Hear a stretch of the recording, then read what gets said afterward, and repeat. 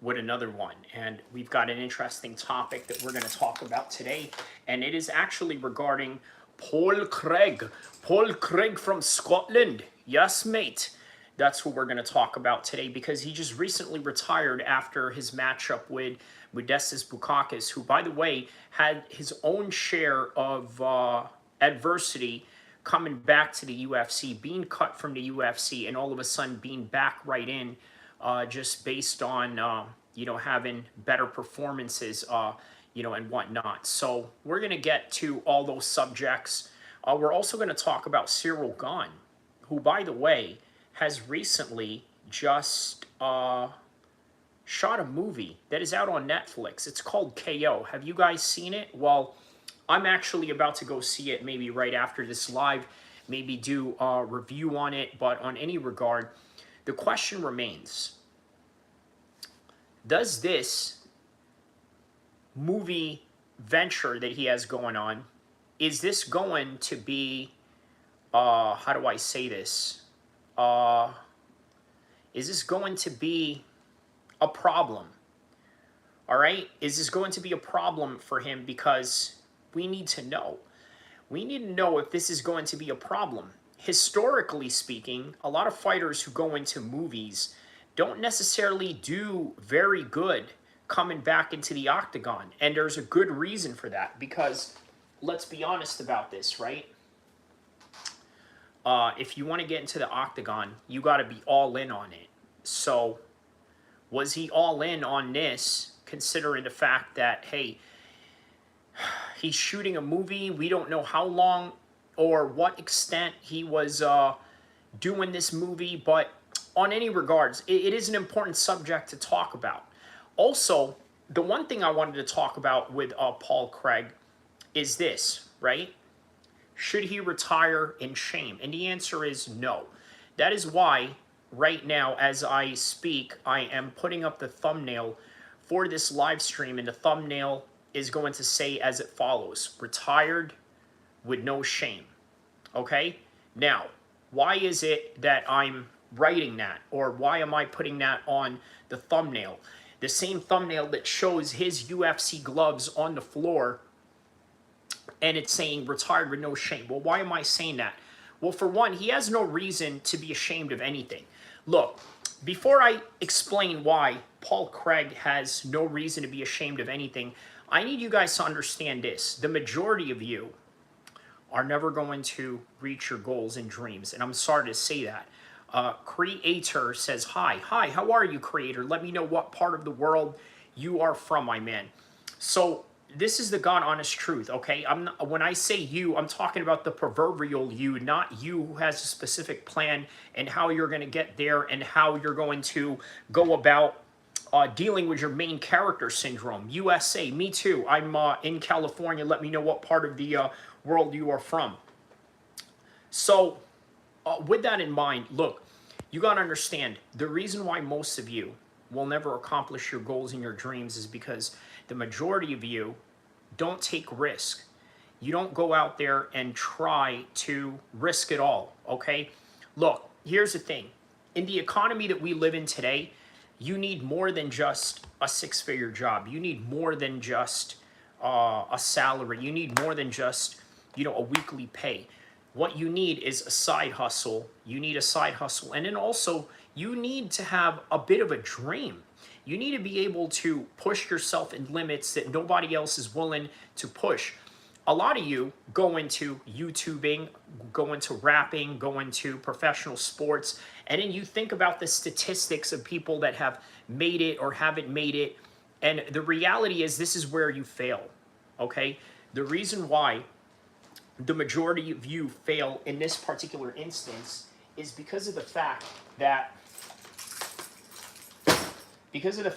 you consider yourself as everybody else when you are trying to accomplish a goal that nobody else can truly and realistically accomplish, okay? And that's a problem. So in other words, if you're one of these people that is a conformist, okay, you're never going to make it in whatever it is that you're trying to go after, especially if it's a goal where very few people are doing it or very few people are having success at it.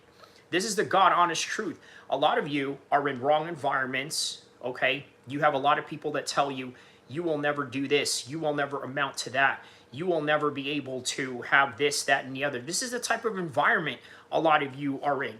And the reason why a lot of you, the reason why a lot of people feel this way, or the reason why a lot of people say these things, is because they are just like everybody else. Sometimes you gotta realize that you are special in your own way, if you're even special at all. And that's another thing you have to come to grips with. You got to ask yourself, are you special in any way? And most of you are not. Most of you, I'm going to be honest with you, most of you are scared human beings, and I see this on a daily basis. Look, when I go to the gym, when I go to the streets, when I go to any place where there is a group of people, look, I'm not going to make no bones about it. I'm the alpha male of the room, okay? Unless, of course, there's another alpha male in the room who's, you know, another trained fighter or a Navy SEAL or whatever super manly guy that you claim to be, or a super gangster and whatnot. Gavin Forsaken says, hi. Hello, Gavin Forsaken. Let me know what part of the world you are from. Be clipping you with the laughing emoji. Shout out to you, my man. Let me know what part of the world you are from. So the reason why I'm saying all this is to preface the fact that Paul Craig has actually taken a risk in his life, and as a result of taking a risk in his life, he was able to defeat 2 former world champions. Michigan. Okay, shout out to Michigan, my man.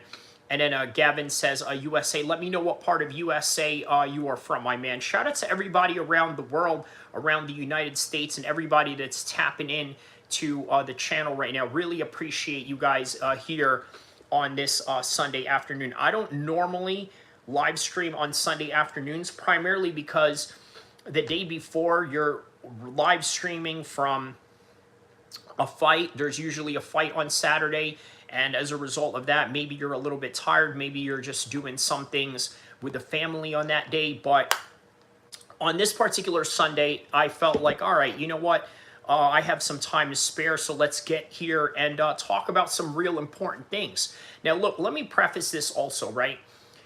One of the things that I love about mixed martial arts is that you can take the stories and the inspiration that you get from the athletes and that you get from an event, or you get from the sport overall, or the philosophy and the teachings of these individual compository sports, and use it as a way to convey a life lesson, okay?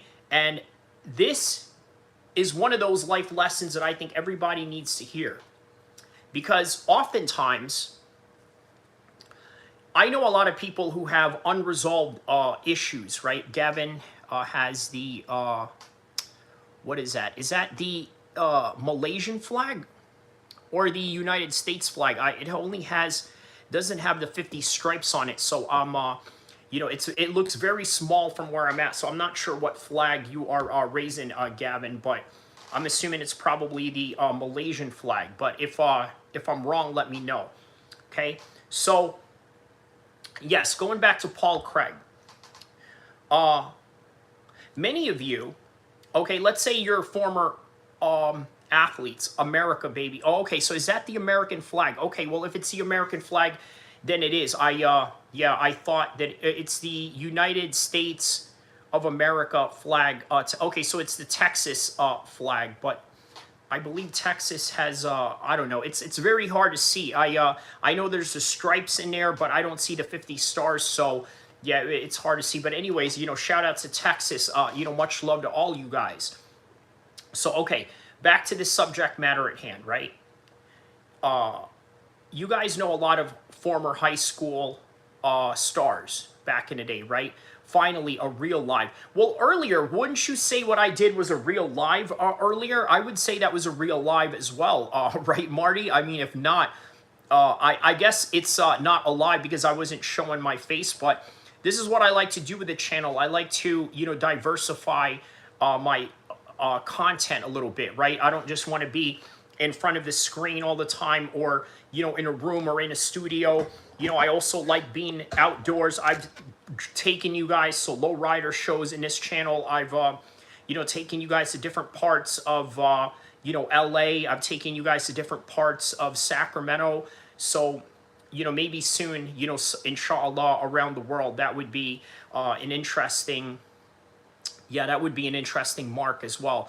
Sorry, I must have came in when you were playing an old clip or something. No, no, no, no. There was no old clip at all. It was just me on a non-video, just a full audio, you know, content pretty much. So, okay, so I don't want to get off track with what I said. Sorry about that. But yeah, I saw Fresh saying it was a live scam. My mistake. I was busy all morning. Okay, fair enough. And that's another thing too about this channel, is that not only, you know, I can offer you some information. Hopefully, if you're at work or you're doing something wherever you are in the world, you can slap on some headphones, and while you slap on those headphones, you know, hopefully I can help you get by with either a road trip or a shift that you have going on at work.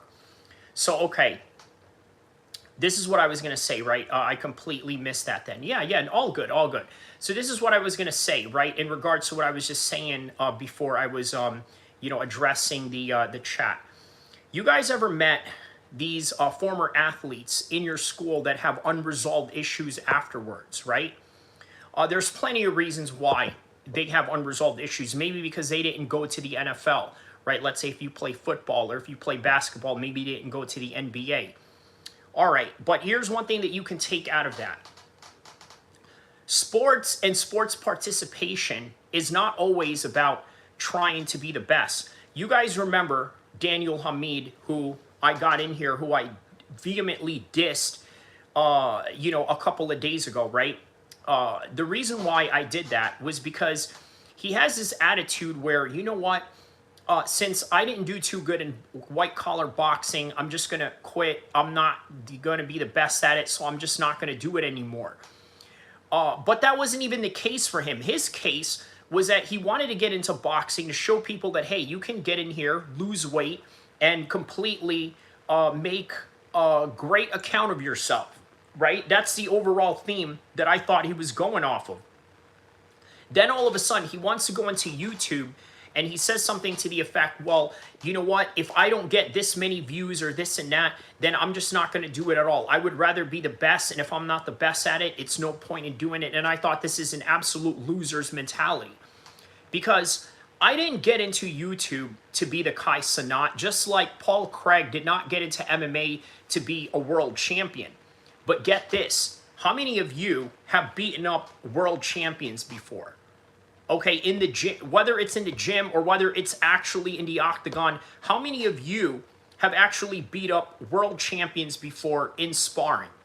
Because I can tell you, in my case, that I have, and I'm completely okay with that, okay? I know guys behind the scenes that have tapped out Sean Strickland in the gym. Okay, and they go on to have normal careers. And when I mean careers, I don't mean fight careers. They're out doing something else. They're out doing a different career. They're out doing a different venture. They just happen to be satisfied with the fact that they can go in there, roll with a couple of professional guys, and make a great account of themselves. That is their own personal goal. So that's sort of what we're talking about here, is personal goals, right? Now, obviously, Paul Craig had a personal goal of wanting to become a world champion. Fair enough. So becoming a world champion is a goal. Did he get it? No, he didn't. But he got a win over Ankalaev, okay, after Ankalaev was beating the heck out of him, and then all of a sudden gets, you know, a leg lock on him, and then that was all she wrote. He has a win over Jamal Hill, who, by the way, is a former world champion himself, and then goes back down to 185, sort of gives Bo Nickel, he gave a good account of himself against Bo Nickel, and then this fight with Modestas Bukauskas, who, by the way, was in his own personal journey. So, Hate and Love says, salam, guys. Hello, man. How are you? Shout out to you, Hate Love. Shout out to you, my man. Salam alaikum wa rahmatullahi wa barakatuh. Hope everything is good with you. So, the important thing that I want people to understand about the Paul Craig retirement is that there is no shame in what he's doing. There is no shame in him retiring from MMA with the way that his career had gone out to be. Okay, there's no shame in that. He beat 2 former world champions. He had his own personal goal. And after this, he can move on and still go out there, compete in jiu-jitsu, get that same feeling with less injuries for as long as he is able to roll and grapple, right? But his days of punching and getting elbowed, the way that he got finished in that last fight and the way that he got elbowed, all of that is done with. It is over. It is over for Paul Craig, at least when he says that it's over. And for now, I think that it's probably the best choice possible for him to say, hey, you know what, I'm done with this, and I'm going to be finished with this career, and I'm just going to move on to the next thing, whatever that is, whatever that next thing is that he is trying to do. So,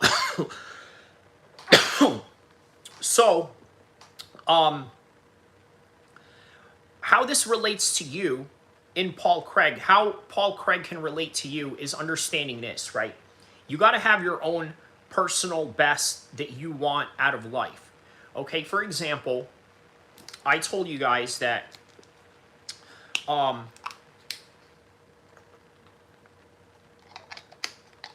when I competed in Muay Thai, you know, I was undefeated in Muay Thai, had no losses, right, in the amateur Muay Thai scene, right? And then I hopped into MMA, did one fight, did great in that fight, even though it wasn't the result that I wanted. Eventually, it got overturned into a no contest due to an illegal low kick. But nonetheless, no matter the result, whether, you know, I had initially lost that or whether I had initially got it overturned as a no contest, the point of the matter was I enjoyed it. That was my personal best. That's what I wanted to get out of it. And then I moved on with my life. You see, the biggest problem, and what I've mentioned earlier, are the people with unresolved issues. You know who that is that has an unresolved issue, right? Is, well, BJ Penn, for one, right? BJ Penn has a lot of unresolved issues in his post-retirement fight.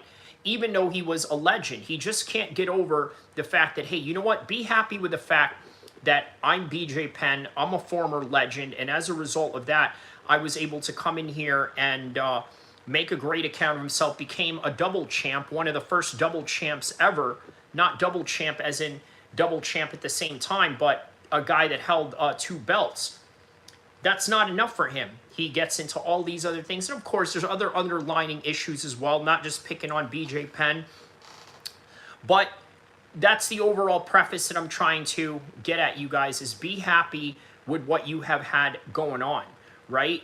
Be happy with the fact that you actually got to play high school football. Be happy with the fact that you actually got to play college football if you never went to the NFL. Not many people can say that they went to play college football. Not many people can say that they've fought. Not many people can say that they've won you know, championships in any particular tournaments, in any type of fighting events. So you got to know what it is that you're in for. Same thing with Daniel Hamid. As much as I diss the guy, you know, he went into boxing knowing that, you know what, he's not going to be world champion, but he knows that, hey, if I go in here and I try my best, I'm going to be in the best shape that I can be, and I'm going to make something out of myself with that. This is something that you guys have to take into consideration with stuff like this. Hate Love says, LOL, if CM Punk was allowed to go to the WWE, Paul should be able to had a few good fights, but now is moving on for himself. We should let him live his life. Correct. Mars says, CTE changes people. Yes, and that is obviously in reference to BJ Penn. Creator says, I'm back. Hilo High says, John is going to finish Diego. Is that a fight that is confirmed? Diego Lopez. Okay. Hi, Creator Hate Love says. Okay, so that's good, man. I got some people in the chats interacting and mingling with each other. That's what's up, man. Marty Miller says, have to give the credit for getting in there, but he's also delusional. The fact that he wanted you to play his training was crazy. Yes, yes. Okay, so that is in reference to Daniel Hamid. Well, so here's the thing, right? And this is a reason why I tell you guys why. Okay, so I'm trying to say this in the most careful way possible because, Marty, I need you to understand too, right? Even though I had beef with this guy,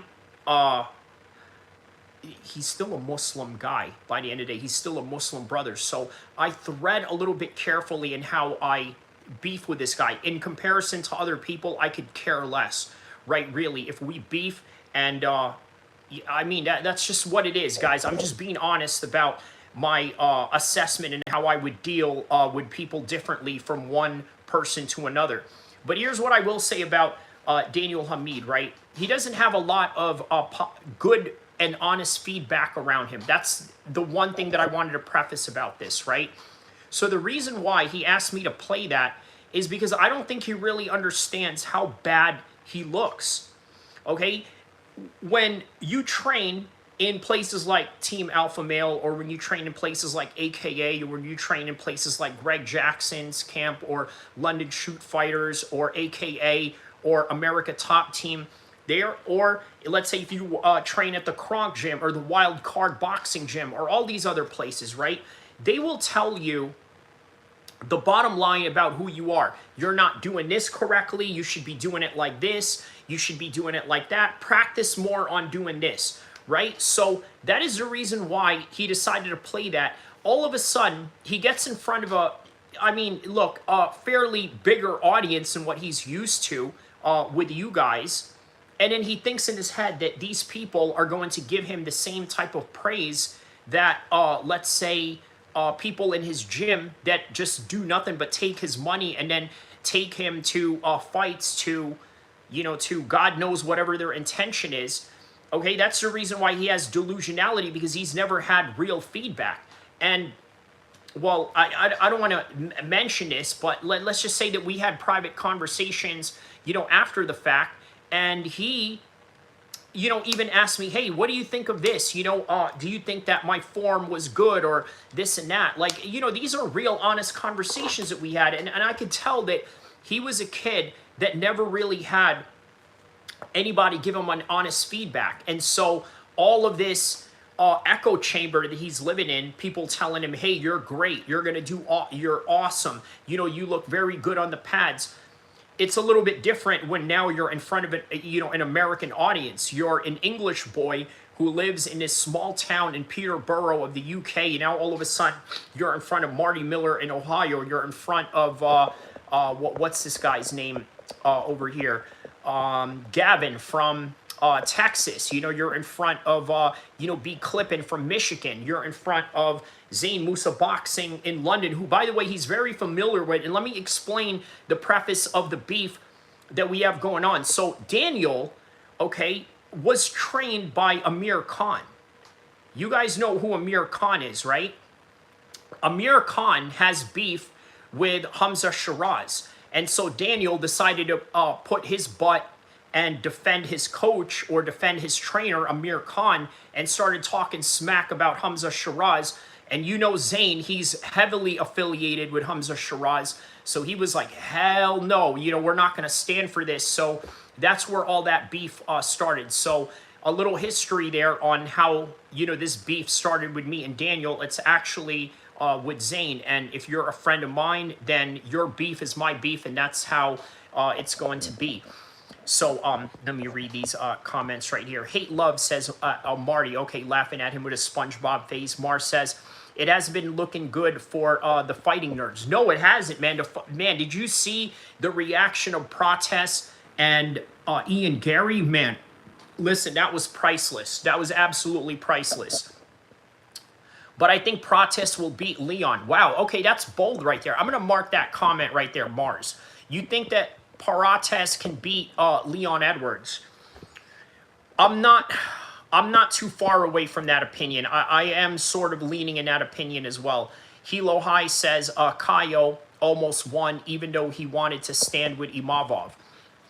I told you guys the weight cut was going to be a serious issue for him. So at Mars and John Silva has always been the best of fighting nerds in my opinion. Hate Love says he is deluded just like MMA Guru. Yeah, for sure. MMA Guru is absolutely deluded in saying that he thinks he could take Rampage Jackson in a boxing match. Look, we've seen what happened with Salt Poppy and Tony Ferguson, right? No matter how damaged Tony Ferguson is, and no matter how much better Salt Poppy got, it didn't do him any good, and a Rampage versus MMA Guru boxing match would not be any different. Hilo High says, Hate Love, yes, but watching Rage Quit is hilarious. Who Rage Quit? Oh, you're talking about Daniel, right? When he Rage Quitted right after, you know, I was playing his, he obviously added me right back, so he's, yeah, he's still back on, you know, and I'm not blocked, so, you know, we kind of had a little bit of an understanding here. Because remember, guys, remember, this is a Muslim guy that I'm fighting with, right? Now, we don't got to be homies or buddies or anything like that, but, you know, I'm going to give him a certain amount of respect that is due to a fellow Muslim brother, but, you know, he has beef with, you know, my brother Zane, so that's what it is. Hilo High says, yeah, good point. Him, okay. Hate Love says, yes, but watching Rage Quit is hilarious. Okay. GTSY Hate Love. Okay. It's not bold. Leon is not that good. Well, why? Because he got beat by Sean Brady? I mean, look, Sean Brady was stylistically going to out-grapple Leon Edwards, and that's vehemently what we got. Guru's still denying the fat allegations. So here's the thing about MMA Guru, right? He's actually not fat, okay? But is he athletic? No, I don't think that he's athletic at all. But is he in shape? I think he's in, you know, fairly decent shape. I think a lot of you guys think that he's fat because, you know, the camera angle that he has going on. He's got a big face just like me. I got, you know, some sort, you know, I have a face that would make me look like of a certain shape as well. And I've been getting that. But if I stood up, I mean, you know, this is anything but, you know, but fat. You know what I mean? So it's like, you know, the camera angle is very much, yeah, for American standards maybe. American standards. Explain what you mean by that, Hilo High. Yeah, you know, explain to me what you mean by that. So okay. Yeah, so Paul Craig has nothing to be ashamed of, right? Now, going into the next topic at hand, well, the other topic at hand that we're going to talk about is Cyril Gane being part of a movie while he was preparing for Tom Aspinall. Now, is this any good? Okay, so Mars says, yeah, he's definitely not under 20% body fat.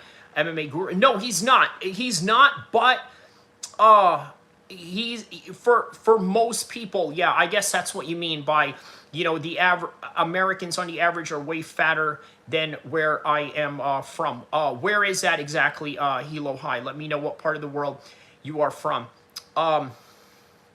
Fresh Melon Juice says, Guru is in a Guinness Book of Records for highest box jumps. Yeah, I highly doubt that. I know where you're prefacing that statement right there, Fresh. I think you're trying.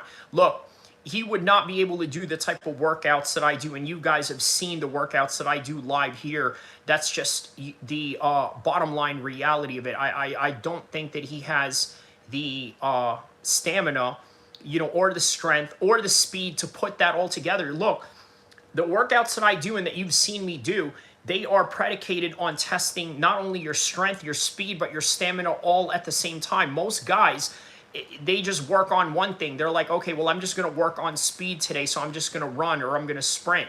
Some guys just work on strength in one day. Okay, I'm just going to lift weights today, and that's it. I literally do all of those all rolled into one, or they'll just do cardio and they'll just run for the day, and they'll call that their cardio. I'll do all of that, all the circuits, and then swim, and then maybe run. I don't run much nowadays. I swim more than I run, so, you know, I think it's just less damaging on your knees. I used to run a lot when I was younger. Like we're talking about like in the 7 to 10 mile range, right?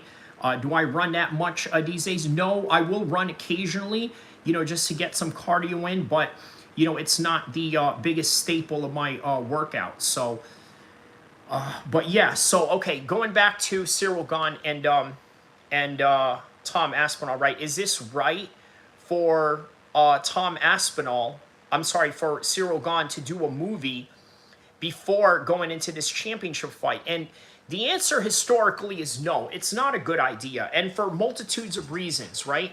Obviously, there's a lot of distraction going on. There's a lot of missed opportunities that you're going to get out of training. The only person that I've seen actually do really good while he was shooting a movie was Michael Bisping.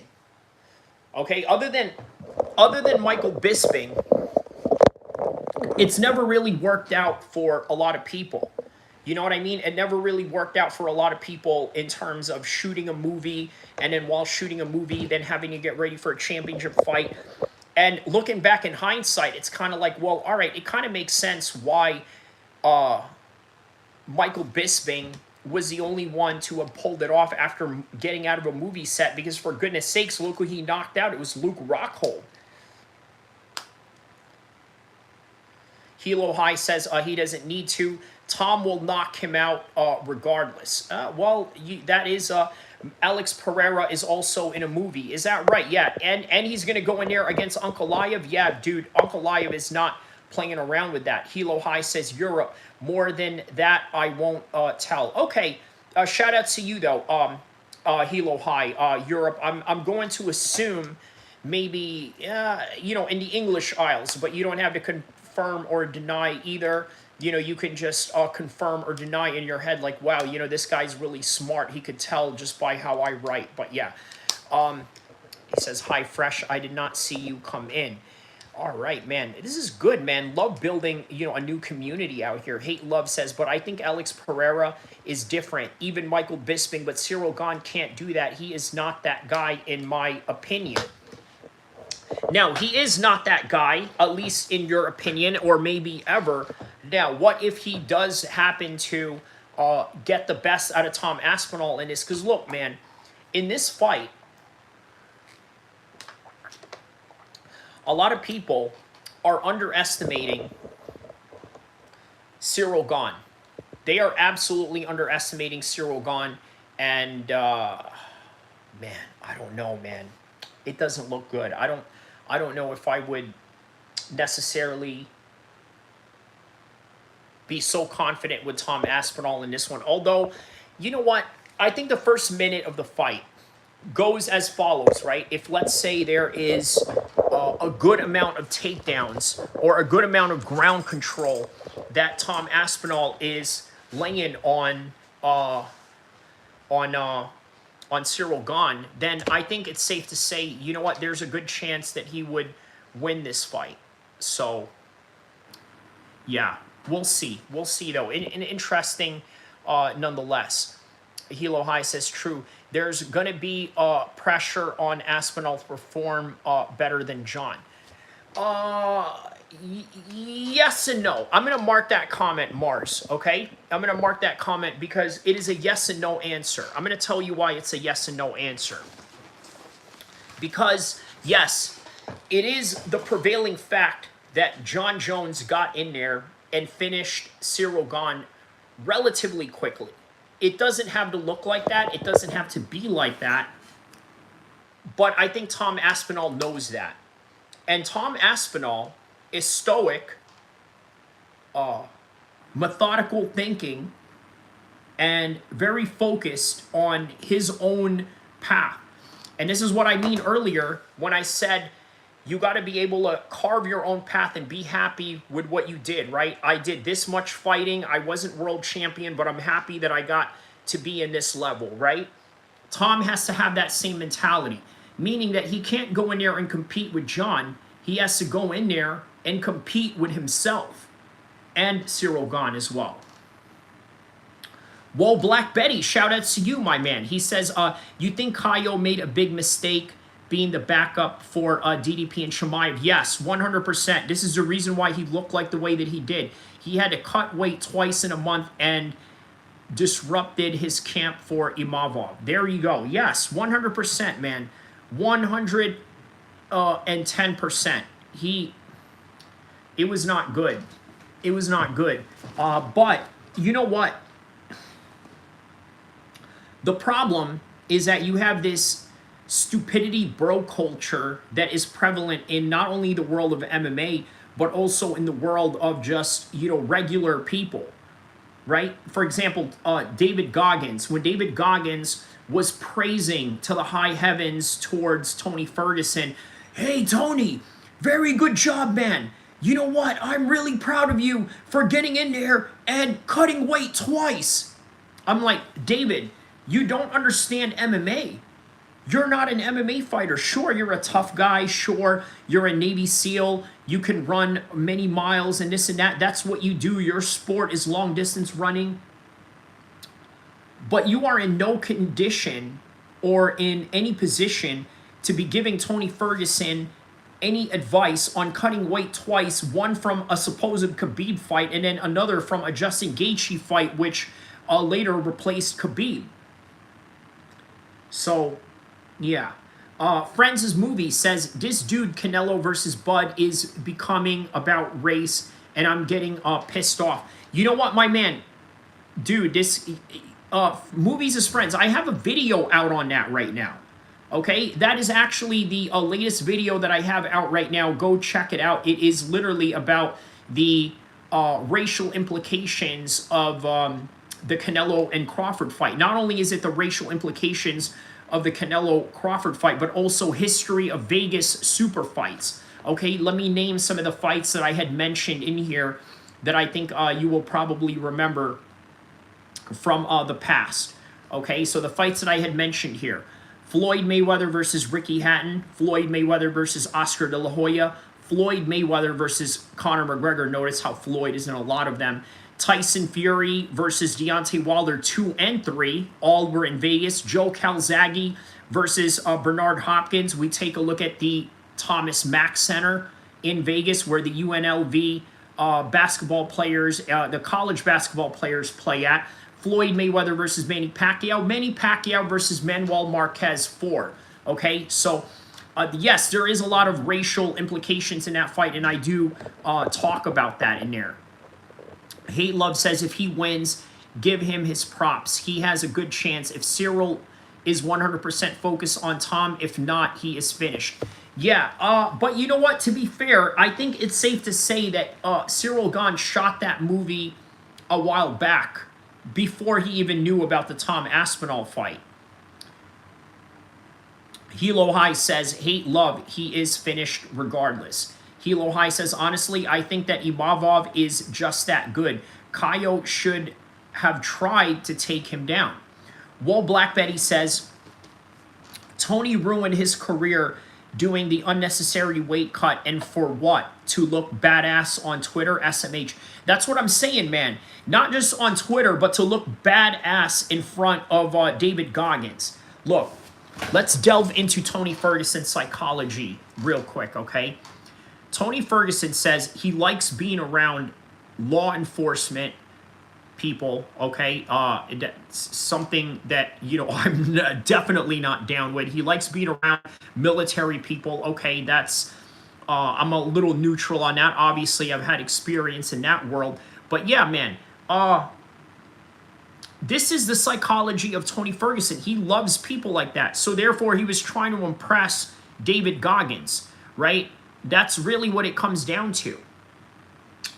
I had a buddy of mine. Look, I'm going to tell you guys a very gruesome story right now, right? About a Team Alpha Male fighter that I trained with. His name was D'Angelo Bajarez, right? So this guy is, he's dead now, okay? D'Angelo Bajarez, a former, Team Alpha Male fighter. This guy got into a shootout with the cops, okay, and died. All right? Got into a shootout with the cops and died. You know what he said to me? in 2017 before he died. He says he didn't like Tony Ferguson. And I said, why don't you like Tony Ferguson? You know, he's a Mexican-American. You're a Mexican-American. I don't understand. What is it that you don't like about Tony? You know what he said to me? He said, I don't like that Tony has law enforcement vibes. I don't like it. He gives me law enforcement vibes. I was like, yo, you know what? You are right, man. Tony Ferguson does give off a bit of some, you know, law enforcement vibes. Like, he's got the shades. Like, he looks like a cop, man. You know what I mean? Like, I'm telling you, if Tony Ferguson rolled up at you with, let's say, an unmarked car, one of those marked cars that American cops use around the United States, right? You know, I would be like, man, you know what? I would have thought he's an undercover cop too, but yeah. Hilo High says the Tony boxing match was an early stoppage. You know what? That is to the referee's discretion. Obviously, the way that the referee was looking at this was that Salt Papi is not an experienced combat athlete, although I will disagree with that notion only because Salt Papi has already had a few fights under his belt, right? At what point are you a legitimate combat athlete with a few fights, right? As opposed to, let's say, just, you know, being a beginner, right? Like, kind of like how they treat Tank Davis nowadays. Oh, you know, or a year or 2 years ago, they treated him like he was still a prospect and he was already close to 30 years old and already a world champion. Hate Love says, man, Tony is just a fake fanboy at this point. He's just a fan. Man, Tony is just a fanboy at this point. A fanboy of who? You know, law enforcement and military people, perhaps? Yeah, maybe. Mars says, Goggins doesn't make a difference. Tony was going to lose anyways. Jones was going to win anyways. So in hindsight, Hate Love, that is what it seems like, right? Tony was going to win anyway, or Tony was going to lose anyway. It was written by Allah that that's how it was. Sure, but there could have been preventative measures that you could have taken to increase your chances, and unfortunately, he did not do that. Afternoon says, hey, buddy. Hey, how are you, my man? Shout out to you. Shout out to you. Hope everything is good where you are at. How do you say this? Socatelli. I'm just going to say Socatelli, or I'll just call you Soak. So S-O-C. Verdum should have whooped his ass. Yes, I remember that. They had a little bit of a media scrum, and they got into it. They seemed very friendly with each other, and then all of a sudden it, you know, turned into something else. Pork Chop says, who would have won, Kimbo or Mariusz Pudzianowski?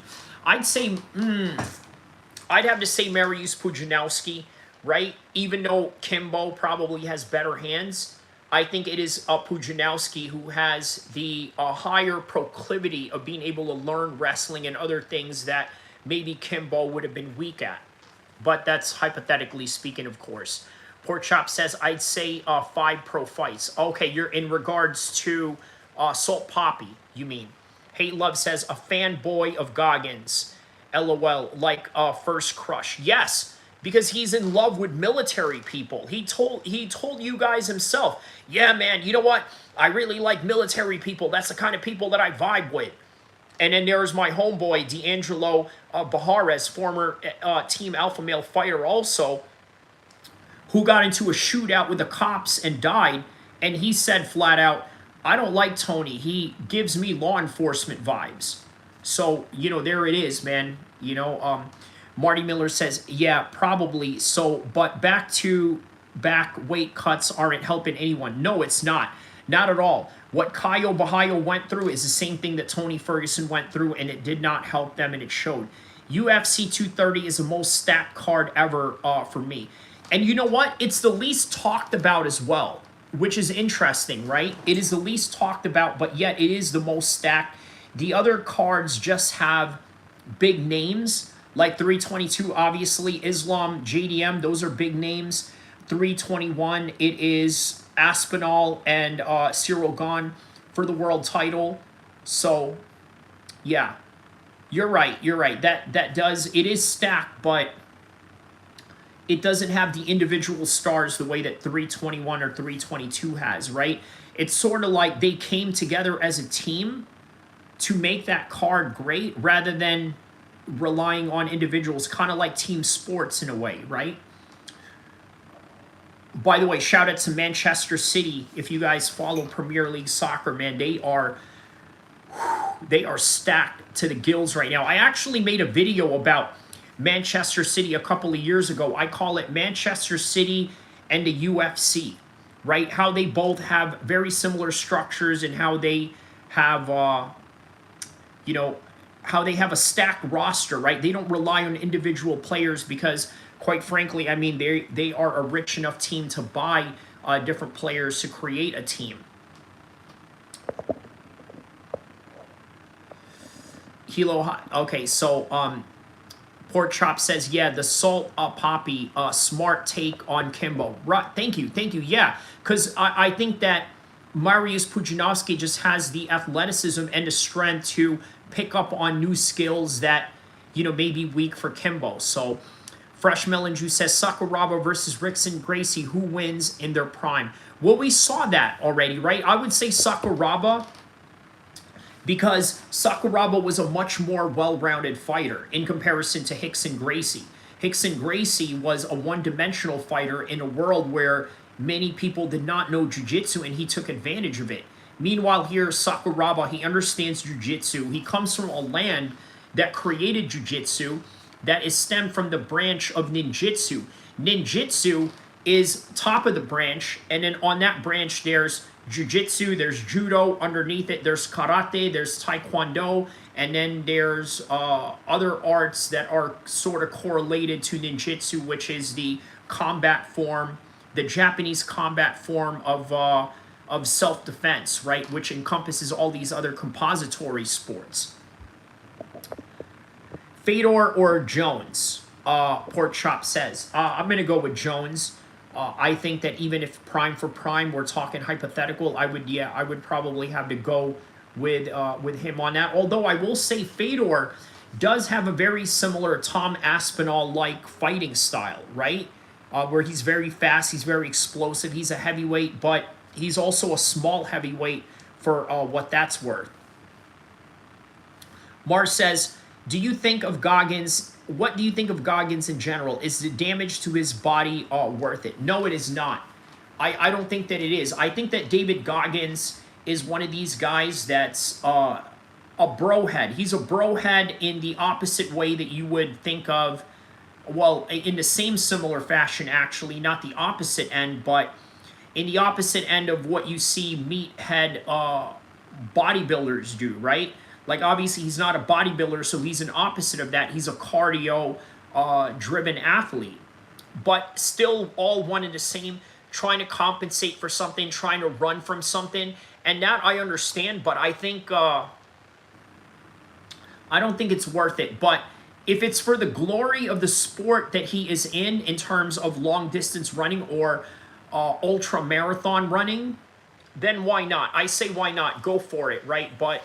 on any event, I don't think that it's it's not a good idea to do the type of things that he does and not expect to have underlying issues later on in your life. Pork Chop MMA says, Goggins is not a good fight trainer. Yes, he's great if you want to win a marathon or a bicycle event, but you need more than cardio to win a fight, especially at a high level. Correct. Like, he can only teach Tony Ferguson one thing. Look, if fighters want to train with David Goggins, here's what I say to that, right? Train with David Goggins 12 to 10 weeks out of your fight. And then after you're done with that, calibrate yourself, recover from all that running that you did, and then go on and focus on other types of training that's going to help you on the martial arts side of things. I think it's great building a foundation like that. Look, guys, I'll tell you this, right? Obviously, in a military background, there's a lot of running going on. I used to run a lot when I was a kid, when I was younger, right?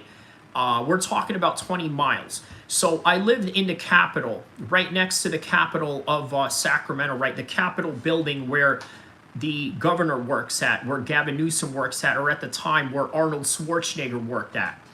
Right around the capital of Sacramento, you go around it, that's 1 mile.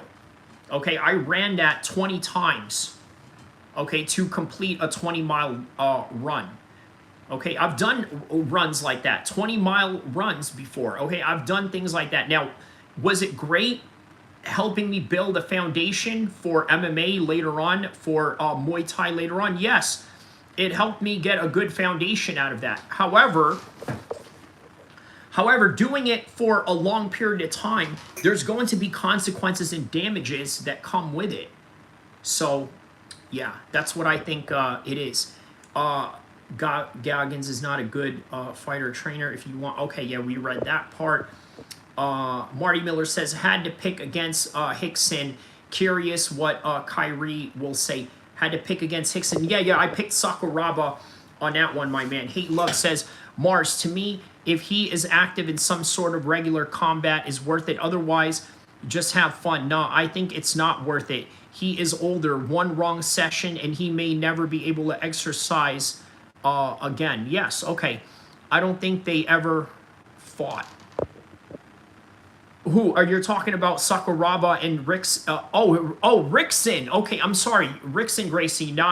No, they never fought. But yes, you're right. Fresh Melon Juice says Ronnie Coleman, Bisping, Goggins would all say it's worth the damage to their bodies. Normal people wouldn't take the money for a damaged body even without work. Okay, very interesting.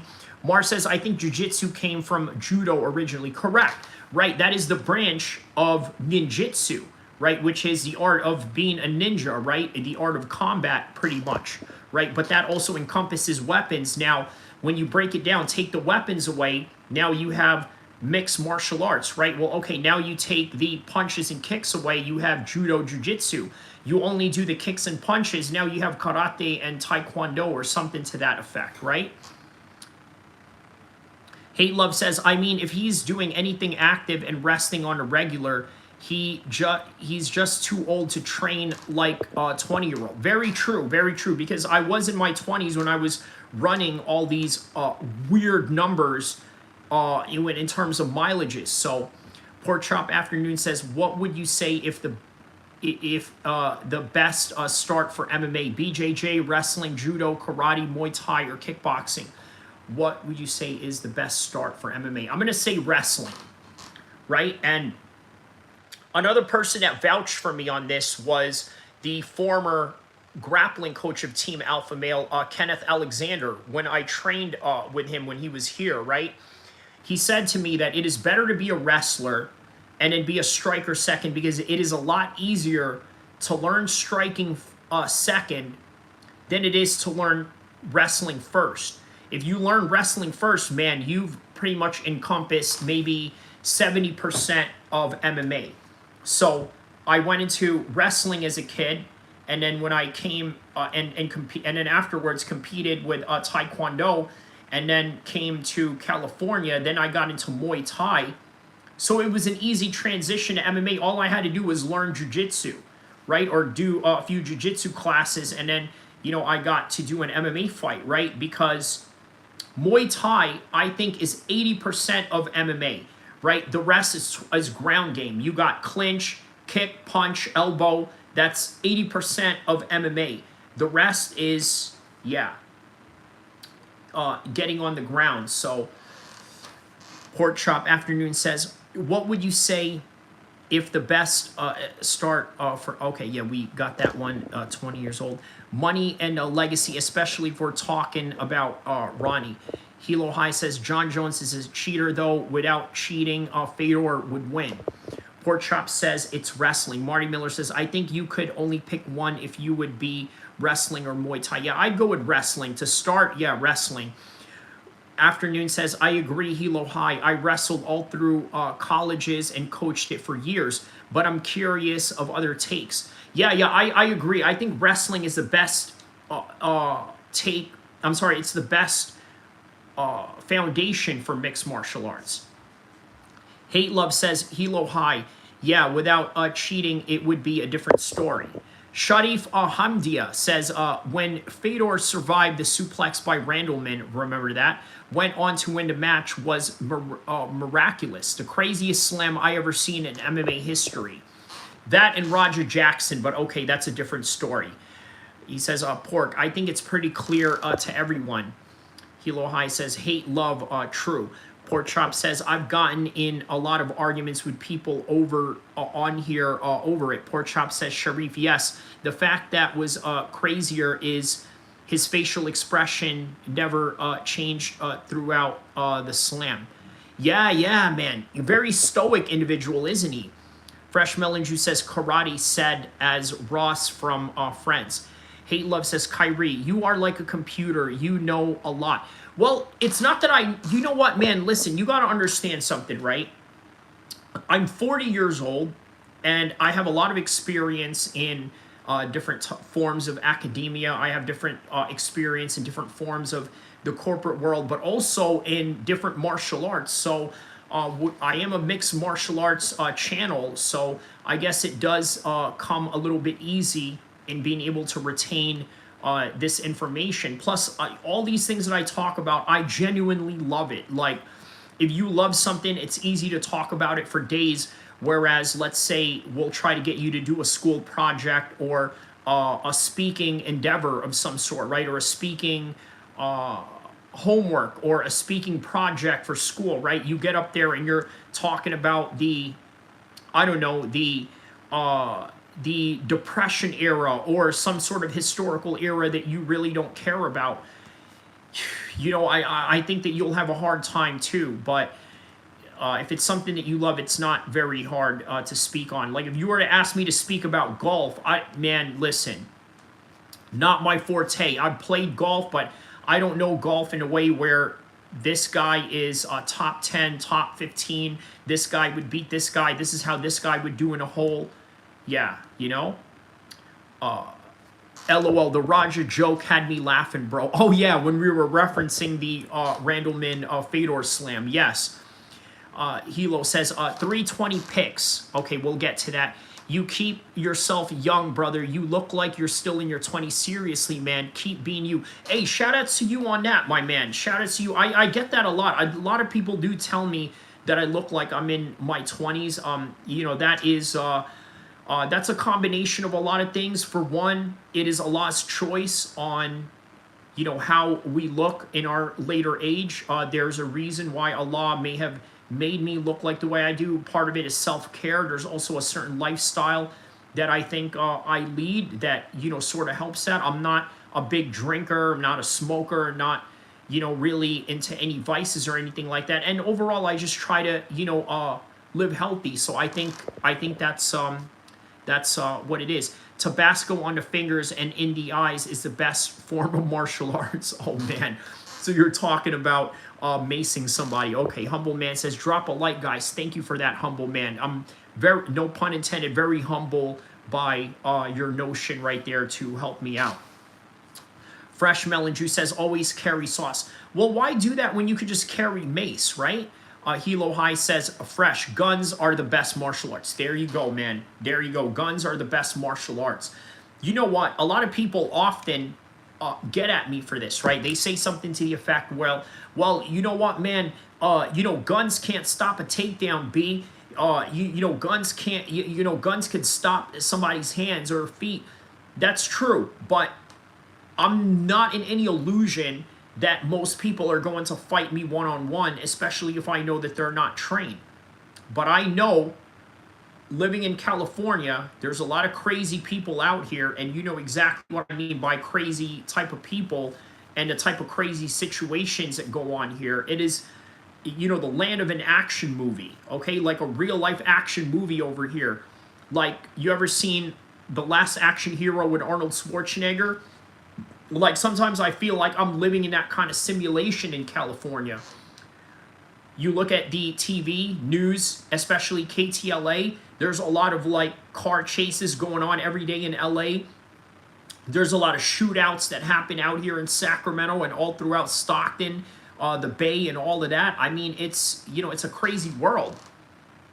Pork Chop says, Pocket sand, huh? Okay. Nuke says, nukes are the best martial arts. Well, there it is. You can't compete with that, right? Are you Hawaiian? No, I am half Arabic and half Islander, so yeah, I guess within that trajectory. Pork Chop says, Muslim brother, no smoke or drink takes care. Muslim brother, no smoke or drink takes care of yourself. Yes. Bear spray, man. Okay, yeah, bear spray. We're talking some, real heavy stuff now. Humble man says, big love to you and the channel. No problem, homie. I wish the best for you and your family. Thank you so much, humble man. That is a very wonderful thing to say. Thank you for that, my man. Fresh Melon Juice says, cops won't stop you for a hot. Well, there you go. But I think they can stop you if you carry around a mace, right? I mean, you can buy a mace at a local Target or a Walmart easily. So Hilo High says fresh, LOL. Fresh Melon Juice says, huh? What is that in reference to, Fresh? Is that in reference to what I was talking about where there's a lot of violence going on in, in California? Is that what you mean? Hate Love says, Kyrie, you have a positive attitude and view. You're literally the second channel I like, so it do much that I don't troll in your chat. Okay, well, thank you for that, my man. Thank you. I'm glad that you said that. I'm glad that you say that I am your one of your favorite channels. So, shout outs to you on that. Mars says, how do you think O'Malley will do in the rematch? Against who? Are you talking about Marab again? Who is O'Malley fighting this time? Are you talking about Aljo? Who is he fighting? Is O'Malley fighting someone? He got destroyed. How do you think O'Malley will do in a rematch? Huh. Who is O'Malley fighting? Let's see who O'Malley is fighting next. Song Yadong. Oh, okay. So, is that a rematch?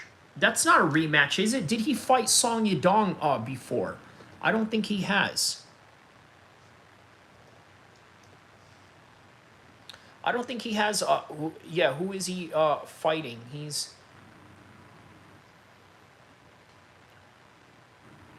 for September 25th, but potential opponents mentioned in June 2025 after his loss include. Okay. Yeah, I don't believe it's a rematch either. Is that true? Yeah, no, he never fought him, but okay, I guess we could say that it's Song Yadong who's going to fight next. He says, never mind, I'm getting my timeline wrong. Yeah, it's all good. It's all good. It's, who's fighting next week? That's UFC's Noche, right? So, obviously, that is in the Canelo fight week. By the way, guys, check out my video on Canelo this week, okay? Canelo versus Crawford. I sort of go into the racial implications of that fight, and also not just the racial implications, but also the history behind that fight. The history behind that fight. The history behind the super fights in Vegas. So, Jean, the best fighting nerd. Right now, he's the best one that has yet to lose, right? Everybody has lost so far, and that's sort of the thing, right? Whenever there's this team that is dominant, whether it's the Dagestanis or whether it was Greg Jackson at one point or AKA or ATT, they're always looking for, all right, when is this guy going to lose? At some point, he's going to lose, right? And then lo and behold, this is, the reality of things. Hilo High says, who's going to smoke Diego and then hopefully beat Volk? Even though I like Volk, Mars says, Lopez ain't no slouch. No, he's definitely not. He's definitely not no slouch. Okay, so let's take a look at the UFC 3. Okay, so UFC 320 is on October 4th. Let's go to Wikipedia and get the chronological. So Ulberg and Reyes. Ooh, I like that. I like that. That is that's in Perth, Australia. Okay, that's September 28th. Wow. Okay. Ibu Islam is in that card against Junior Tafa. All right. And yes, it is Lopez versus Silva right here. Lopez versus Silva for Fight Night's Noche. So this is not going to be a pay-per-view. Obviously, it's Noche because, yeah, there's a Crawford fight going on.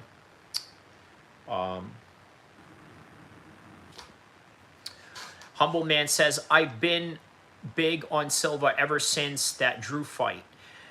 Yeah, man. You know what? I think Silva is a great fighter. I guess I just don't like the fact that he was endorsed by Dave Portnoy, right? But other than that, he's a great fighter, right? And, you know, they act like John Silva is like an Israeli fighter or something, but yeah.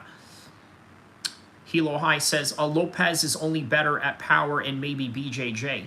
Mars says, a big one for Reyes. Fresh Melon Juice says, wrestling is the best way to beat the fighting nerds.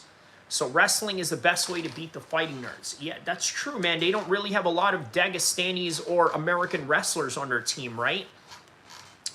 Fresh Melon Juice says, easy money. Hilo High says, Mars, true. Okay, so that's in reference to big one for Reyes. Okay, so that is in the Carlos Ulberg fight that he is mentioning on that one. Yes, okay. So, all right. So we got Jean Silva, Rob Font versus David Martinez. Jared Gordon versus Rafa Garcia. How about this? Kelvin Gastelum still doing a dang thing against Dustin Soltov. Quang Lee taking on Santiago Luna. How about this? Alex Hernandez taking on Carlos Diego Ferreira. Jose Daniel Medina taking on Dusko Dorokovic. Joaquim Silva taking on Claudio Pules. Tatiana Suarez takes on Amanda Lemos. Jesus Santos Aguilar taking on Luis Gorelli. Zachary Reese. Okay, so a whole bunch of names that no one really knows here because there's not, you know, really a Wikipedia on them, but okay. And then obviously the Ulberg-Reyes fight. And then the Ankalaev and Alex Pereira too, which is going to be in October. All right. So, let's see. Some picks on that card. Okay. Veronica Hardy comes back to take on Brugan Walker. I'm going to go with Veronica Hardy on that one. I think training with her husband, Dan Hardy, has been really good. I think anybody training with Dan Hardy is good, right? So I'm going to go with Veronica Hardy on that one. I'm going to go up the card as we mentioned. So who do you got, Jean or Diego? Lay it on me, Kai. I'm going to go with Diego Lopez on this one, right? I think that he has experience fighting in high elevation. No, is this in a high elevation? Let me make sure, right? Because the location of this matters. So this is taking place in San Antonio, Texas. Okay, so okay, this is not a high elevation fight. Okay. Yeah, man, I think Jean Silva might have a better chance at this one, right? I was going to say Lopez because I thought they were going to fight in Mexico. Then I look at the location, which, by the way, matters at this point. And, yes, it is going to be sea level. So I like my chances with Silva on that one. Okay, I like my chances with Silva on that one, just so you know.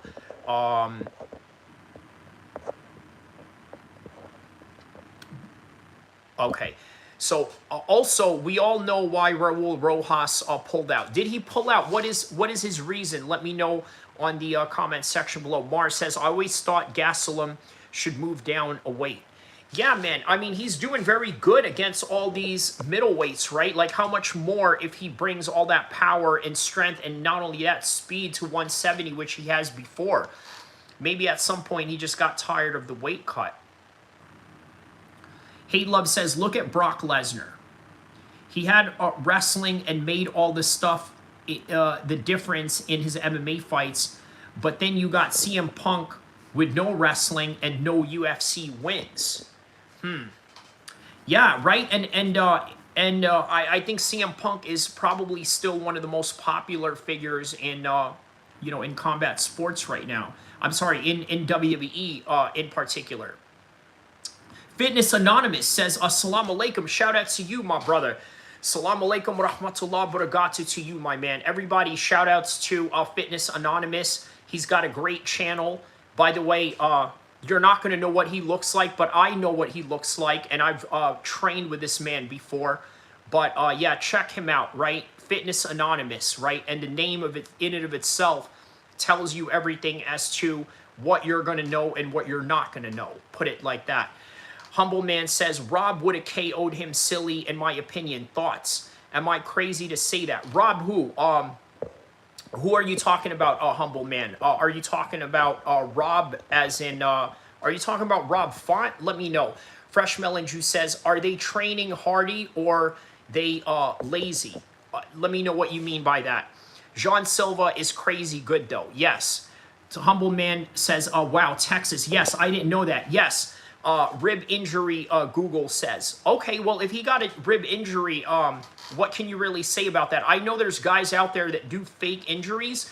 Darren Till admitted that he was going to fake an injury before he fought Kelvin Gastelum in that New York card, the first time that Donald Trump ever attended as U.S. president, right, during the Masvidal-Nate Diaz card. He said, mate, I don't know what's going on. Maybe I might pull out of this fight. I'm not feeling very good in this fight, so maybe I'm going to pull out. But I don't want to be a wanker. I don't want to be a quitter, mate. There's no freaking way I'm going to pull out of this fight. And one of the reasons why was because he missed out on getting his medical done. But Donald Trump came into the backstage and said, all right, listen, it's all right. You need a doctor? No big deal. I'll bring my doctor in and, you know, handle what we need to handle. So, all right, rib injury, according to Humble Man. Sharif Hamdia says, I watched Imavov's fight yesterday. He's Dagestani but lives in France. I guess that describes why he doesn't shoot. Do you think he needs to go to Dagestan 2 years and forget? So I think that living in France absolutely shows why he is Muay Thai centric. I think that's really what it comes down to. Even some guys in Dagestan, obviously Zabit, Shara Bullet is an example of that. These guys love to strike. They're not all monolithic in the way that they like to do things, kind of like American fighters, right? Like Americans are known for good wrestling, but not every one of us likes to wrestle, obviously. So yeah, so that I hope that explains it. But yeah, living in France, you can tell that there's a cultural influence in the way that he goes about things, and in particular the way that he fights. So there you go, right? Boars MMA, she says, hello, how are you, my man? Humble Man says, Google says, because of a rib injury he sustained in training while he was trying to escape a submission. Okay, that sounds about right. Boars MMA says, Benoit really saved his career now, winning 2 in a row. Fresh Melon Juice says, Veronica Hardy was fun fighter to watch before she got better. She was crazy and very violent. Well, there you go, Fresh. That is the reason why it is great to train with a good old Dan Hardy, okay? I've actually ran across Dan Hardy before, but I think that he's a great coach, man. He is an amazing, amazing, amazing coach. And I think him being an amazing coach is the reason why Veronica Hardy doesn't fight like that anymore.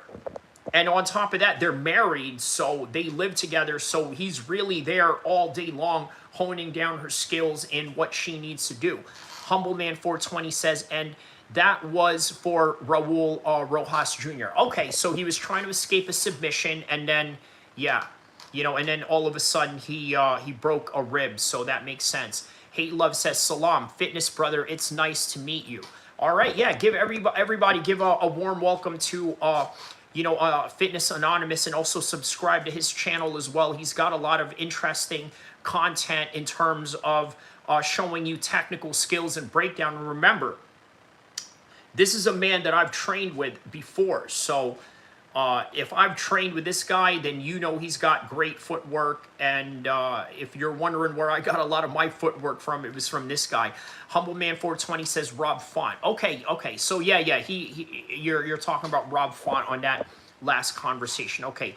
Big Boars MMA says Benoit switched coaches to Nicholas Oat, who works with Imavov, safe to say it's working out well. Okay, well, yeah, he lives in that same country, so I guess it's an easy transition, right? Whatever gym he was at, and then go into Paris to train with Imavov and Cyril Gane. Yeah, they're the best MMA team in France right now, hands down. Hands down. Even the regional side of their competition, right? You know, their gym is top-notch, right? They win a lot of the regional fights they have in France. You know, they're the best team in France, right? You know, it's a team of Francis Ngannou, Cyril Gane, or at least formerly Francis Ngannou, Cyril Gane, Imavov, you know, and the list goes on. Taylor Lapolas is another example of that. So, Humble Man 420 says, yes, Font was supposed to fight Raul in Nocha. Yeah, you know what, man? Yeah, that would have been a very tough fight for Raul. I'm not even going to lie. I know I'm really high on Raul Rojas, but I think it would have been a tough fight for him because Rob Font is a UFC veteran, and as much of a hot prospect as a Humble Man is, it's not always a guarantee that, yeah, you know, it's the prospect that comes out on top, right? You know, we saw that with Benoit Saint-Denis. That was a great example of that. Just like how Dustin Poirier beat him. So, Big Boars MMA says, David Martinez is a good prospect. Okay, we will definitely check him out. Big Boar says, clearly Imavov bring in France is helping him, and he's on a nice win streak. Humble Man 420 says, did you also get the Ruffy pick wrong, Kai? I'm sure if you watched the fight night yet. Yes, I did get that wrong. I did get that wrong because I was going for BSD on that one just based on the fact that I thought, I thought that the prospect was going to come in here, and I disregarded the fact that this guy has great wrestling. If there's one thing about military guys, man, they have a lot of good wrestling because in reality, that's all that you can really train unless, of course, you're specializing in boxing or kickboxing. Jiri versus Khalil will be a crazy good fight. Yes, it will. Humble Man says, I'm assuming you watched. Yes. Email Mailson says, is BSD the new RDA? I think he is. You know what? That's a very, I'm gonna mark that email Mailson. I'm gonna mark that right there. Okay, that's a very good comment right there. I think he is. I think he does sort of fit the RDA model, right? Like I think RDA wins a lot of fights with wrestling, depending on who he's fighting and depending on if he is the better wrestler. And yeah. I think that's a good position for him. I agree with that. People counted out BSD. I certainly did, Boars. Yeah, I definitely did. And I don't know if it's just the biased side in me because I just can't stand, you know, the French. You know what I mean? Look, man, there is no love lost with the French and the Muslims. I'm just going to be honest about that, right? The French have done a lot of horrible things to Algerians, have done a lot of horrible things to North Africans, and then on top of that, they are currently engaged in war with Islam, not just in the military front, but also in the front of, you know, their domestic policies, right? Like they're telling, you know, women that they can't wear hijabs and this and that, right? Like what kind of laws are this, right? And this is supposed to be the government or the lineage of a country that helped America become what it was, right? So Humble Man 420 says, amazing card, and that Seattle card was my favorite fight night card this year. Oh, yeah, that was good. That was good. I'm glad that you remembered that one, man. And I did do a coverage on that as well. I did do a live stream on that, so thank you for reminding me on that card. That was an amazing card for sure. Hate Love says, 2 years and forget. I love Khabib reference when Khabib said to DC. Email Mailson says, how do you think a Prime Hendricks versus Prime Khabib would play out? I'm Team Hendricks by TKO. I think Khabib would have absolutely dominated Johnny Hendricks. No doubt about it. But you're talking to a guy with a beard, okay? You're talking to a guy with a beard and no mustache saying this, right? So, for what that's worth, right? For what that's worth, I think Khabib would out-wrestle him. But I also need you to know that, you know, this is a guy that is speaking. Oh, thank you. Thank you. This is a guy that is speaking. This. So a little coffee right here. Yeah. Hoo-hoo. Alhamdulillah. Alhamdulillah. It's beautiful. But yeah. Yeah. That's my take on that. Fresh Melon Juice says Benoit would probably went all in on wrestling after Moicano mauled him. Benoit would have probably went all in on wrestling after Moicano mauled him. I think Moicano is underrated. Now look, I think Moicano is a dumb. He's a dumbass. Okay, like the guy refused $200,000. Okay, that was really owed to him. Oh, listen, Anderson Silva. You know how much he got out of that lawsuit, right? 10 million, guys. He got 10 million out of that lawsuit settlement. And Moicano was supposed to get 200,000. He never got it. So yeah. Fresh Melon Juice says Benoit probably okay. Yeah. Boars MMA says Moicano got lucky. He did. But maybe he's just underrated. If not for the doctor, he would have won later rounds. Maybe so. Email Mailson says, I see BSD as a RDA level fighter. Boars MMA says BSD is way better than RDA. Humble Man says, I thought you would say RDR. My bad, Mailson.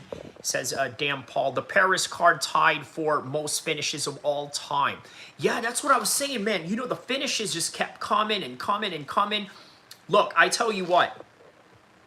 What was great about it was that, you know, in between the finishes, look, while I'm doing a live stream, I'll play like a video, an old video of mine, you know, just so I can get it going in between, or what Fresh Melon Juice calls like scam lives or something like that. You know what I mean? But yeah, man, you know, it was great. It was great. But every time there's a finish, there's a 30-minute delay for commercials until the next fight and the next fight. So, but most finishes of all time, that's awesome, man. Humble Man 420, that was a brutal KO. Humble Man 420 says, right at the bell, too. Yeah. Boars MMA says, Paul Craig retired at the right time. That's right, man. Karak King, Unk, are you Muslim? Yes, I am, man. Salaam alaikum wa rahmatullah barakatuh to you, my man. Shout outs to you, Unk. How you know I'm an Unk to you, by the way? You must be very young for you to, you know, feel so confident in calling me Unk like that. You know, you'd have to be very young, you know, probably a teenager to be calling me that. But, you know, shout outs to you anyways, man. Shout out, everybody give a warm welcome to Karak King. You know, it's the first time I've seen you here. Let me know what part of the world you are from, my man, if you are willing to disclose that. Hate Love says, Team Khabib submission. No way Khabib loses that fight. Humble Man 420 says, watching Anti-Deja beat Tybura was insane. Boars MMA says, Moicano fumbled against Benil. Hilo High says, Tetsura Taira is crazy good and is a crazy good prospect that almost no one is talking about. Humble Man 420 says, my buddy picked Tybura. I kept telling him, I don't think Tybura's night. It's Tybura's night. I kept saying. Hate Love says 10 million is crazy. So 5 million as you pay half to taxes. Well, that would all depend on Anderson Silva's situation going on, right?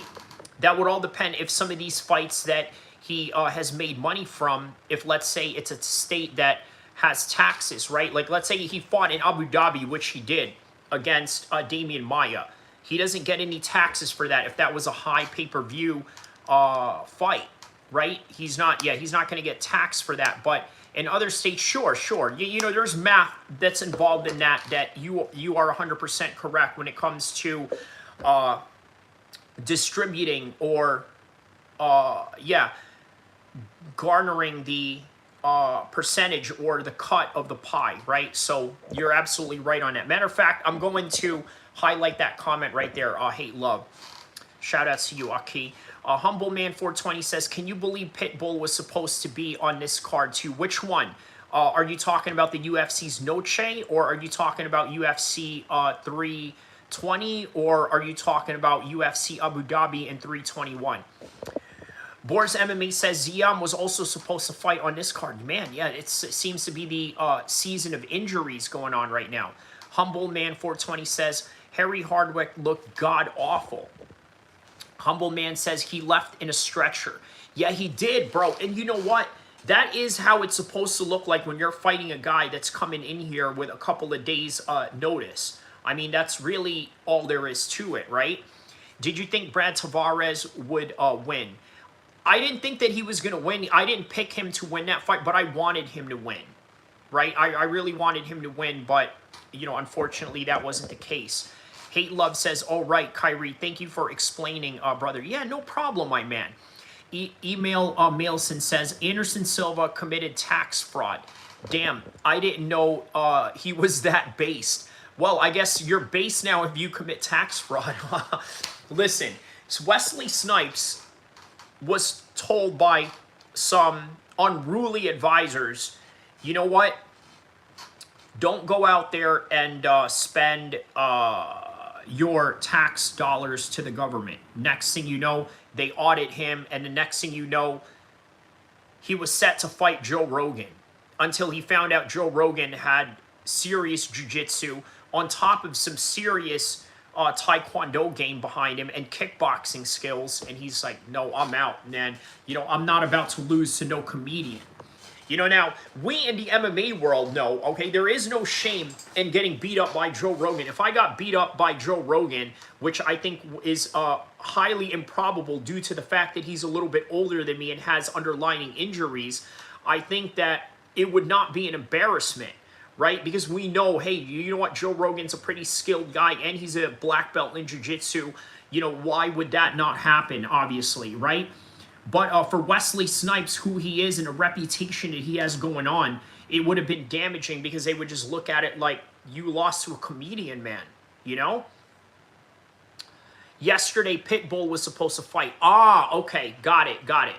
Yeah, that would have been good. That would have been a good addition. Okay. Hate Love says, be right back. I got to charge my phone before it dies. I'll be back. Muslim Terminator out. I'll be back. Muslim Terminator out. I like that. I like that. Very clever on your part right there. NJ03, what's up, my boy? What's up, my man? Shout out to the East Coast out there, my man. Shout out to you. Humble Man 420 says, I will join anytime I see you live. I'll add the bell so I can get the notification too. Man, shout out to you, man. Really humbled by all the support that you guys are out there giving me. Hilo High says, Humble 420, the black dude didn't seem to care that much, according to Pitbull. The black dude didn't care too much. What was that in reference to, Hilo, if you don't mind me asking? Humble Man says, hey, I want to say thank you for everything, my man. I'm going to log off for a little bit, but thank you for the time you took to read my comments, my man. Yeah, my man. You know what? I'm enjoying this now because, look, what I'm anticipating out of this channel is something, you know, a whole lot bigger, okay? I'm planning on beefing with MMA Guru, okay? That is my dream beef. And you guys can clip this in the future and you'll be like, he said it right here, okay? I am planning on beefing with MMA Guru and perhaps luring him into a fight, okay? That is my goal. My goal is I want to fight MMA Guru. And I think that it would be great for the channel, and not only that, it would be great for the clout, but not only that, I think that I would be a bad matchup for MMA Guru, period, right? A very bad matchup for MMA Guru. But yeah, the Pitbulls fight, I don't know the black dude's name. Oh, okay, got it. So yeah, that's why I read all the comments right now, because there's going to come a time in the future where I'm not going to be able to read the comments. Look, there's some people in here, in the chat, that I've known for a very long time. Some of them that I've known since childhood, and you know, and I can't even read their comments sometimes, at least not right away. But for now, I think that he says Hilo High is tall. Hilo High, you know who else is tall? Fitness Anonymous. Okay, I want you to look at Fitness Anonymous. I've sparred with Fitness Anonymous before. I rolled with Fitness Anonymous before. I don't think MMA Guru can offer me anything that Fitness Anonymous has not offered me. And by the way, if I do fight MMA Guru, I'm going to bring back Fitness Anonymous to come train with me. But I'm just not going to film it because he's an anonymous channel. So there you go, right? Yeah, Morez or Randleman.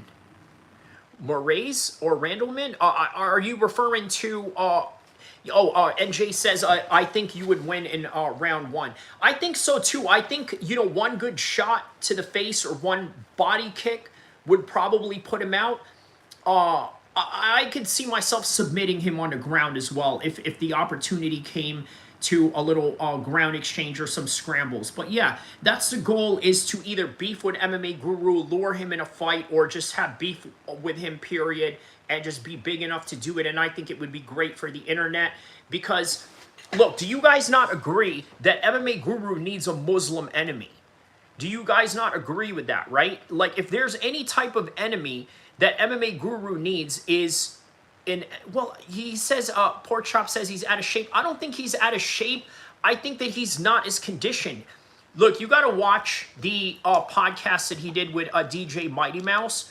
Bro, listen, I know Mighty Mouse is a small guy, so naturally he's going to tower Mighty Mouse. But what I also noticed is he's in fairly decent shape. You know, I think borderline racist. Oh, you're talking about MMA Guru? Yeah, he's a white English nationalist who hates Muslims. And this is the reason why me and him would be a great fight, not just on the internet, not just for internet beef, but also for real, you know, real conflict, right? He needs an enemy, and who better than somebody who looks like somebody that he doesn't want to see in the streets of Luton or in the streets of London, right? I look like the majority of his enemies in the streets of London.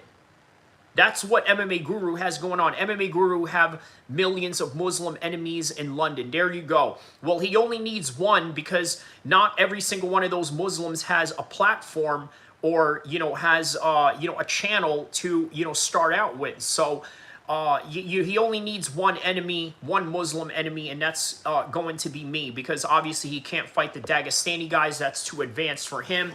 I mean, at this stage, I'm too advanced for him, but nonetheless, the notoriety of him and, you know, would override any, you know, skill discrepancy that would be there, right? Just like if they were going to let Jake Paul box Anthony Joshua, right?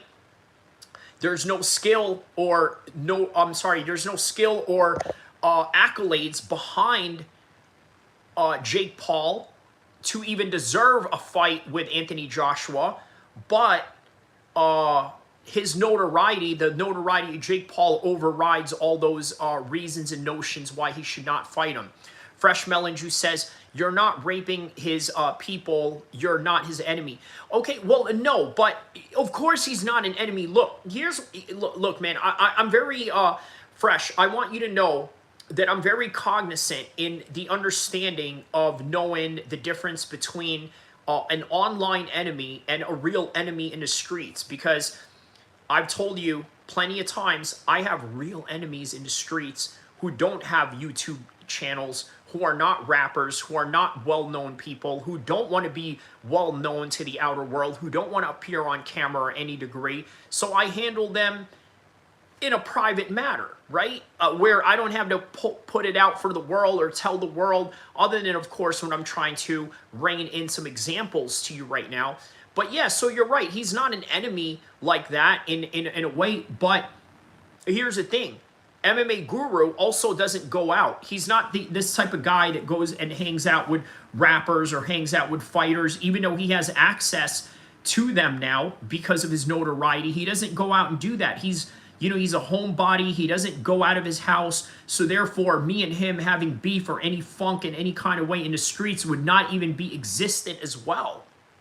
So all he is an opportunity for me. That's all. And he knows that. He knows that if I was to ever start beef with him, that it would be predicated on the fact that it would give me, you know, proper notoriety and how do I say this? An oppositional force. Because look, here's something you got to understand about MMA Guru, right?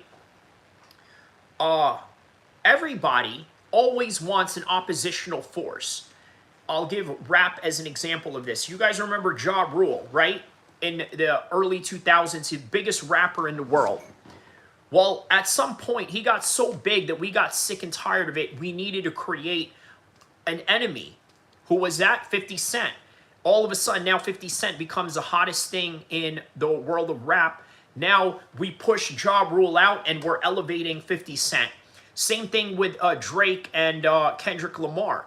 Obviously, Drake, for a long time, since 2008, was the hottest rapper in the world.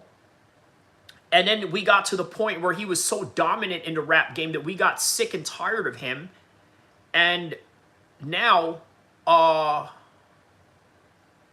we brought in Kendrick Lamar as the oppositional force. That's all I'm trying to be to MMA Guru, is the Kendrick Lamar to him being the Drake, because we can't admit that MMA Guru is the Drake of MMA right now. So I'm looking to be the West Coast Kendrick Lamar in that sense. So Pork Chop says, has Guru ever talked to or about you? I've only seen a few Guru videos. So he hasn't talked about me, but he has said something to the effect where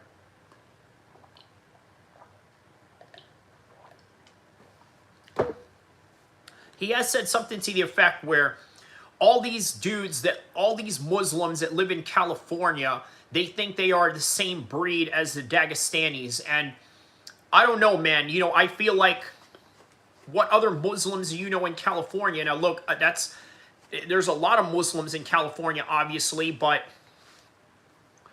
I mean, I need you guys to name to me how many Muslims you know that have an MMA page or is, you know, an MMA streamer, right? I mean, not very many, other than Zayn Musa Boxing, but there you go. He's in the boxing world, not in the MMA world.